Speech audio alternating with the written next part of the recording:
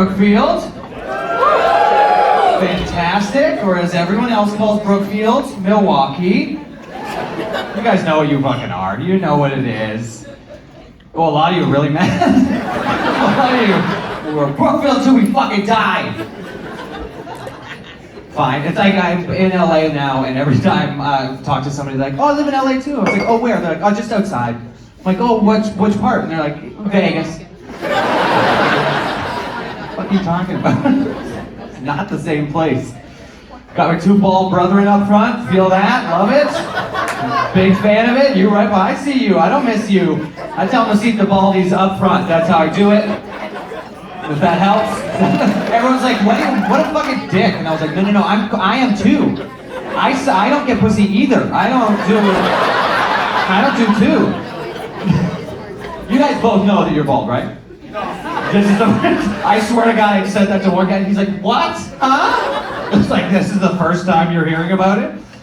You always remember that first time you hear about it. I used to go to this Greek barber in my hometown, and I went on spring break one time, and I sit in the chair, and he's got his comb out, and he's just like poking around my scraps for just way too long. And I'm like, everything okay? And he goes, oh, my friend, not enough peanut butter to cover the bread, huh? Fuck you, Stavros, what the hell, man? Give your kid first communion, don't be a dick about it. Ridiculous. It's so fun, like, I love when people like talk about it, because they're just like, they tell you like you don't know that you're losing your hair. Like every time I go home for Christmas, there's always at least one person that's like, oh, Jonathan, losing a lot of hair up there, huh? And I have to be like, you're on your third marriage, Uncle Doug. Or are we not saying hateful things to one each other? Because that's how you started this conversation. So go back to your drunk wife, Darlene, and get out of my face. She's the worst.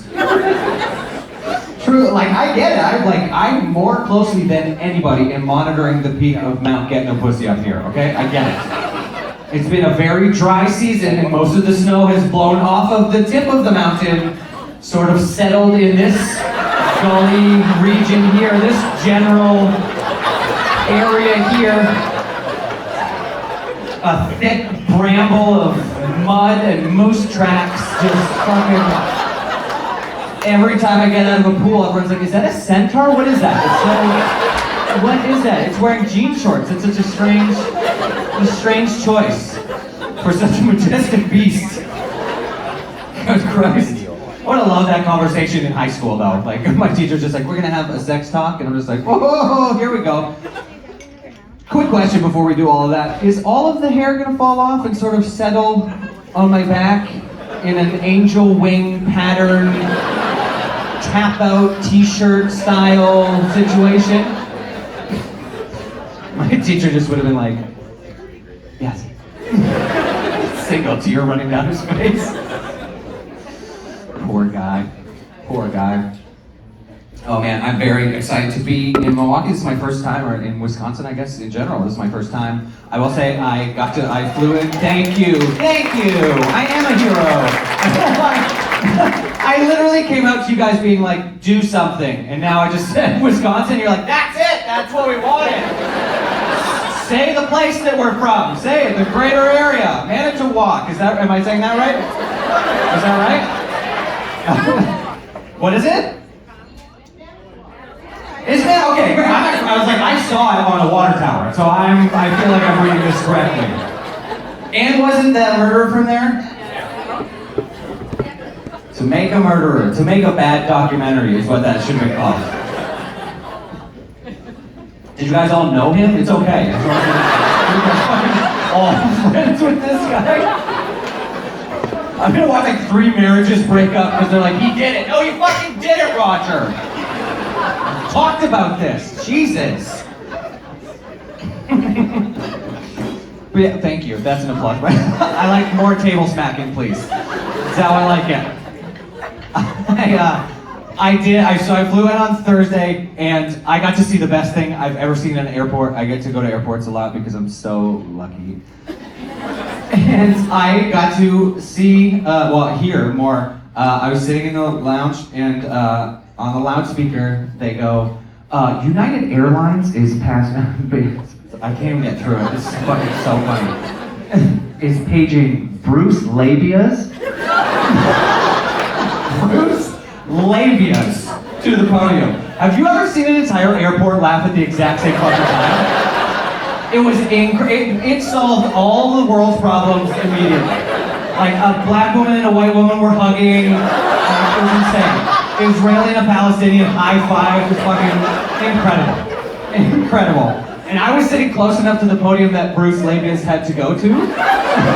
So as soon as we see someone with their head walking up to the podium, we're all like, oh yeah! Here it goes! Here it goes, old flippy flaps, here it goes! And he's like 10 feet from the desk, and he goes, so everyone can hear, he goes, it's Labias! The whole airport are like, no, it's fucking not, ladies. Absolutely not. Not a chance. You've done so much good for this world. Just be Bruce Labias. Just be who you are. My name is Christian Pussy. It's like, no, it's not. It's Christian Pussy. That thing I didn't get in high school. Fuck. Good lord. What's the strip club situation in Milwaukee? A lot of people looking away from their wives like, I don't know, I've never even heard of a strip club. I don't even know, what is that? What do you do there? Do you like strip paint off a car? It's like a car club? Is that what it? Usually you go, every time I'm on the road, like comics, the hosts and the other comics are like, we're gonna take you out to the Rippers. And I always have to be like, do you just want to rent a hotel room and get boners together? Is that what you want to do? Because that's what you're asking me to do, and it seems so much cheaper this way. Do you want to be hard 3 feet from me? Because that's what you're asking. And then they get really upset and they're like, okay, so you don't want to come? And I'm like, no, I don't want to go. I want to see some boobs. Just a real mature adult. So I was in Philly, and they take me to this place, and usually you go to a strip club and it has like a cool name. It's like Thighs with a Z, or like Beef with 12 E's. Whatever, they have cool names. They take me to this place, and it's just this black building with no name on the outside. And we get to the door, and it just says, in like handwritten font, it just says live nudes. And immediately I was just like, yeah, I fucking hope that they are. What? What are you talking about? Like, remember when McDonald's was like, we're using chicken in our nuggets now? And we're like, I didn't think you weren't until you said something. Why would you even bring it up? Like, the strip club has something going on. They're like, the girls are alive. Don't listen to anybody else. Don't listen to what the reviews are saying. The girls are alive in there. But seriously though, if it said dead nudes on it, wouldn't you go to it? I go to it. You fucking go to it. You check it out one time. You're like, I'm gonna go once just to see what's going on. And you walk in and you're like, whew, it is cold in here. It is chilly, real chilly. They're like, we have to keep it at 47 degrees or the dancers will spoil. So, please, drink your $13 ginger ale, shut the fuck up. After getting a lap dance at Dead Nudes. They're just sitting down, and I'm like, all right, I'm really excited for this. They just lay a 110-pounder across their lap.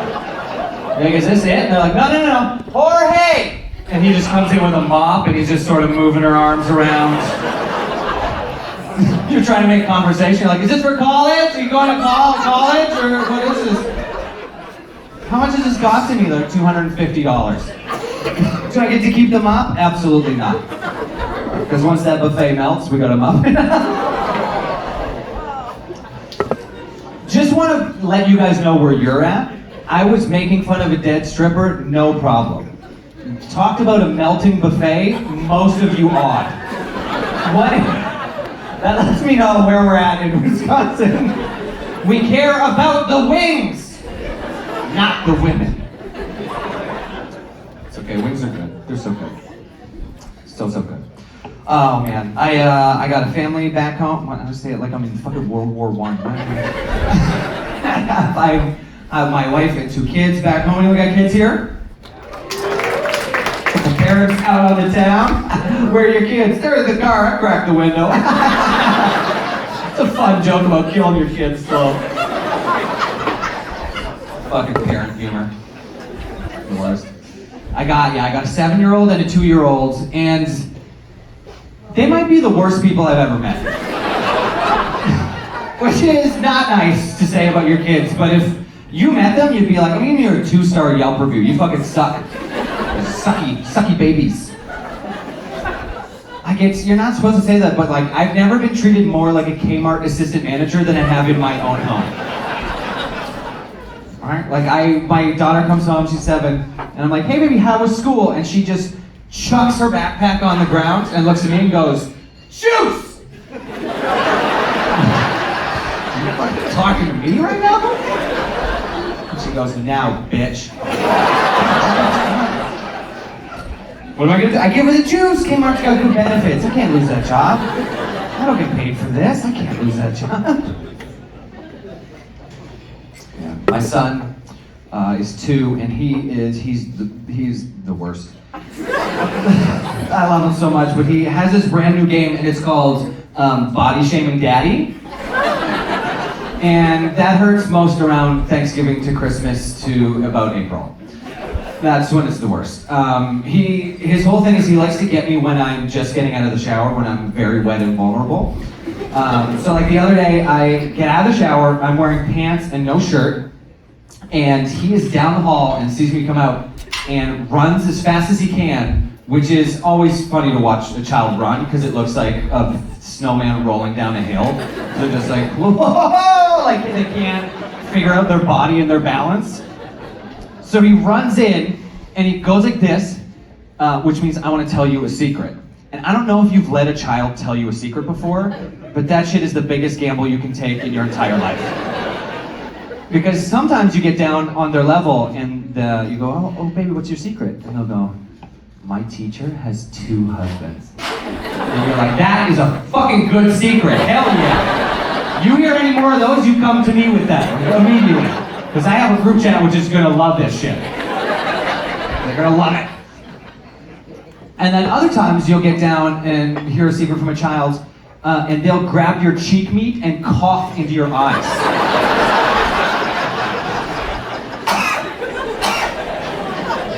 And you wanna know what that secret is? That's the secret to how COVID started. That's all we know.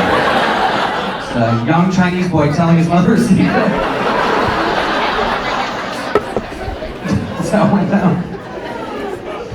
So I'm feeling like a real gambler that day. So I get down onto his level. I'm like, yeah, buddy, what's going on? What's your secret? And what he does is he comes over and he takes his bare hand and he cups my bare breast and he squeezes it 3 times and looks at me and goes, moo.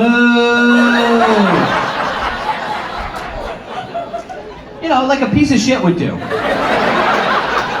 A piece of shit. So, suffice it to say, I love my children and I hate my fat, dumb tits. Stupid fat titties. Jesus Christ. Oh, man. Is it a big Christian contingency out in Wisconsin? You guys have a big Christian following? Okay, great. But are so many repressed Christians in here, like, I'm not getting in the middle of this. I can't. Has the church done some bad things? Sure. Have they done some good things? We're still figuring it out, honestly. So strange. I grew up very Christian. I went to Christian school all the way through. And it wasn't until I started meeting a lot of like my public school friends that I realized how terrible our sex education was. Like so bad. The sex ed talk that I got in middle school was in the middle of math class, and it lasted for 3.5 minutes. Like we had a teacher who was just like, all right guys, we're gonna do parabolas today. Actually, you know what, I'm gonna take a pause and I'm gonna teach you about something icky. I'm gonna talk about something really yucky. Oh, the mic, disgusting, fuck. Ugh, okay. I keep going with the bit, but I am disgusted. I am so grossed out. So we talk about yucky sex. So, when a man and a woman, when their families know each other for a long time, I guess they decide that they should get married, I suppose. Why would you? I don't even know. And what happens is that the man takes his God cylinder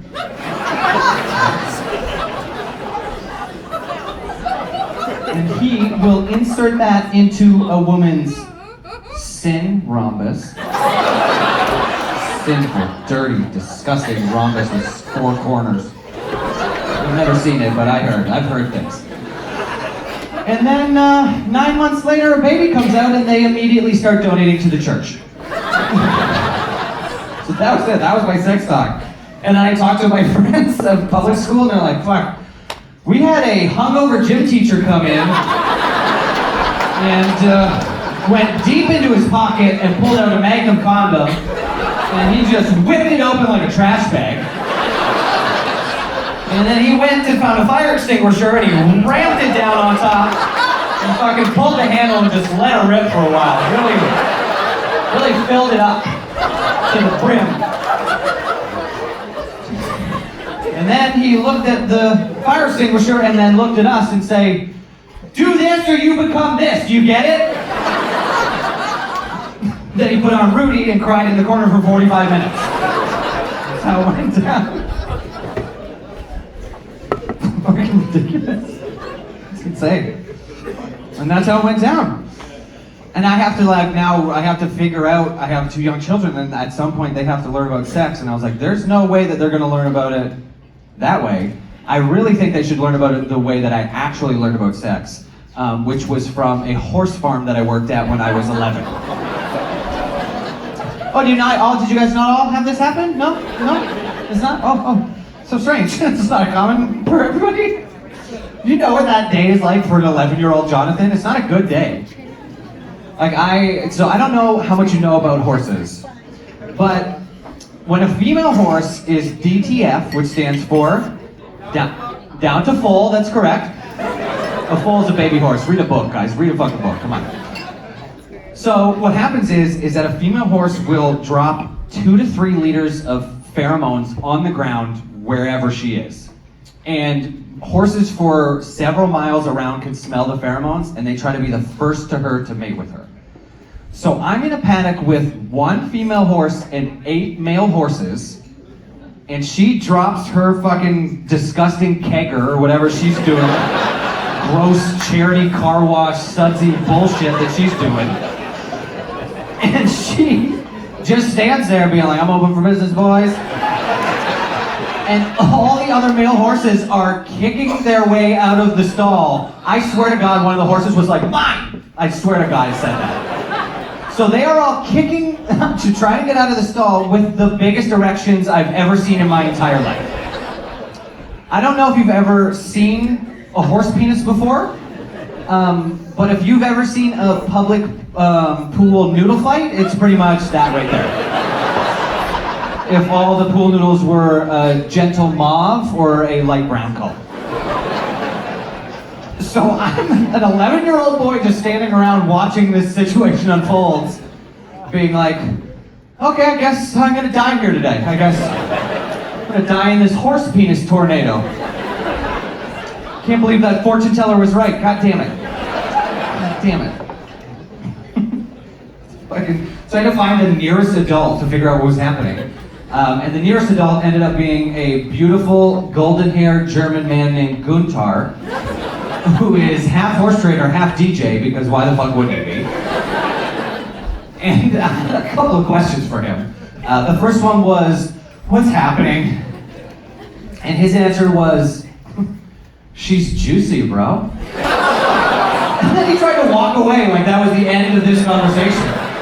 I had to grab his sleeve and pull him back, like, we're not done here. This is not over. I was like, what do I do next? And he goes, you throw sawdust on it and you get on with your fucking day, you baby. So that was the second half of my sex talk. Are you understanding why I am the way I am? Is that translating? Do you know what that's like going into middle school with that information? Like I'm just this weird kid sitting in the back of class sharpening pencils and keeping the shavings in my pocket just in case. You never know what's gonna go down. People are like, did you hear Jennifer got her period in class today? And I'm just like, chucking as hard as I can. And I was like, what? I was like, listen man, she's juicy bro, and you need to fucking respect her, okay? Oh my God, guys, I have been Jon Schabl. You guys have been a wonderful crowd. You guys are gonna love your headliner stuff all over on Death Road. It's gonna be incredible. Thank you guys so much. Have a great night.